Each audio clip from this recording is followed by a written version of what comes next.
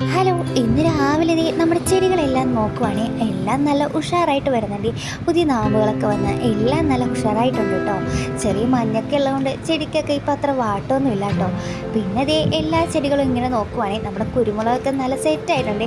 ഞാൻ ഈ കുപ്പിയും പാട്ടയിലൊക്കെ ആട്ടോ കൂടുതലും ചെടി നടന്നത്. നമ്മുടെ ഈ കുരുമുളക് നട്ടേക്കണത് തന്നെ നമ്മുടെ വെള്ള ടാങ്കില്ലേ, അത് മുറിച്ചിട്ടാണ്.